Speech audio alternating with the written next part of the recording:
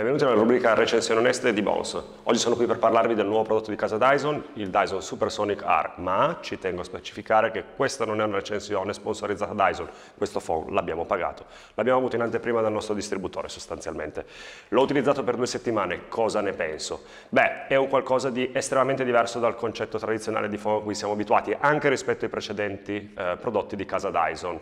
Fattori positivi? Beh, questo secondo me è un qualcosa che andrà a cambiare profondamente il concetto di asciugatura a cui siamo abituati. Perché?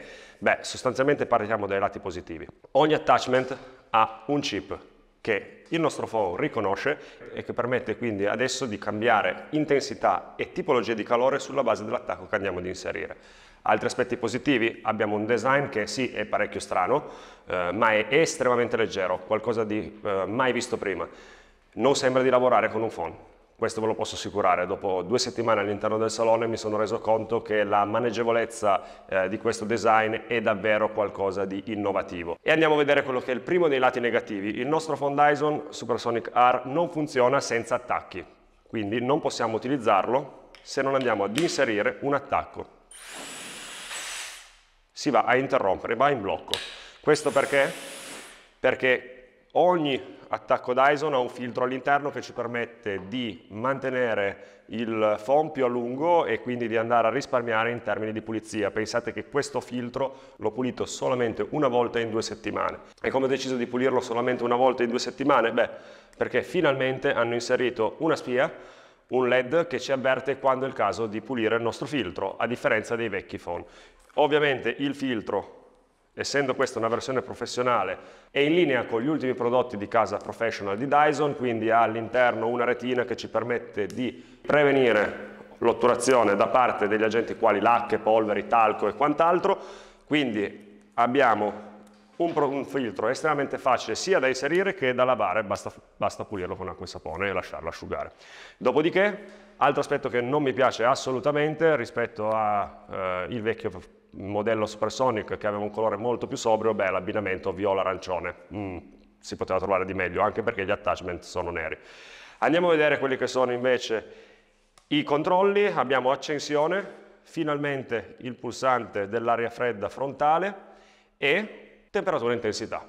Tripla regolazione che ci permette di aumentare e abbassare sia il calore che l'intensità, ma come vi ho detto in precedenza, questa andrà a cambiare drasticamente, dandoci l'impressione di lavorare, o meglio, dandomi l'impressione di lavorare ogni volta che inserisco un nuovo attacco con un phone completamente diverso, con un asciugacapelli completamente diverso. Se noi andiamo ad utilizzare ad esempio il diffusore, che come sempre è spettacolare, ma forse questa volta in particolare grazie alla regolazione della temperatura dedicata a questo tool, abbiamo un'asciugatura che è un livello superiore ancora rispetto al vecchio Dyson. Andiamo quindi a inserire questo inserto. L'intensità, per quanto possiamo aumentarla, non sarà mai estrema, così come la temperatura. E ovviamente questa si va a ridurre quando andiamo a contatto con la cute.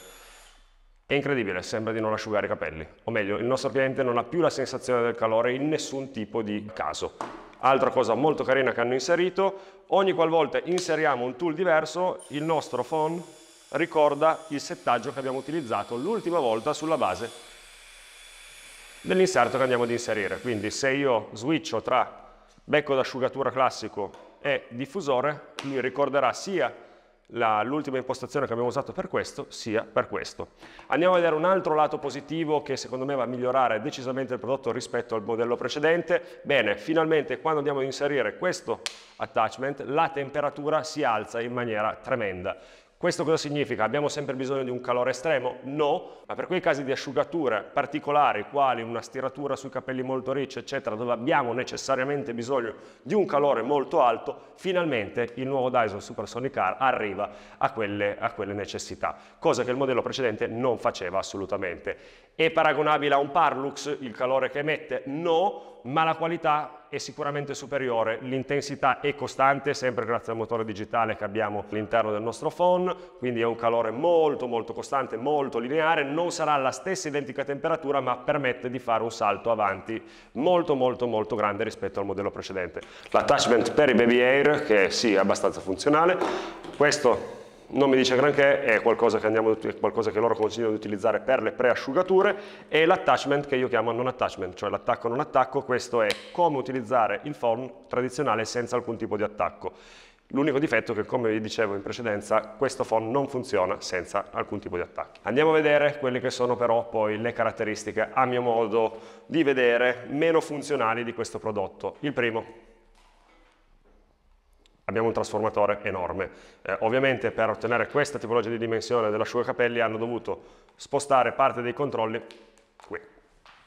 È qualcosa di abbastanza grande, ingombrante e sicuramente più pesante del phon stesso.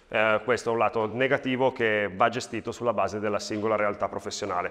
Altro aspetto negativo? Beh, l'impressione che ho avuto è che il filo tenda ad attorcigliarsi un pochino troppo rispetto al vecchio modello, probabilmente a causa dell'enorme trasformatore che abbiamo e del fatto che, essendo così piccolo, si tende a ruotare molto di più di un phon tradizionale. Per il resto, spero che questa recensione vi sia servita per decidere se acquistare o meno. Lo consiglio sicuramente a tutti quei professionisti che hanno una forte esperienza nel campo delle asciugature e che cercano uno strumento che possa veramente cambiare il loro modo di asciugare i capelli durante la quotidianità del salone, andando sia a sgravare di peso le articolazioni grazie appunto al peso estremamente ridotto, ma che tenga in considerazione quelle che sono le caratteristiche negative dello stesso. Spero che questa recensione sia stata utile per decidere se acquistare o meno il nuovo Dyson Supersonic R. Non vi dimenticate di iscrivervi al canale, di mettere un like e se avete domande qui sotto sarò lieto di rispondervi.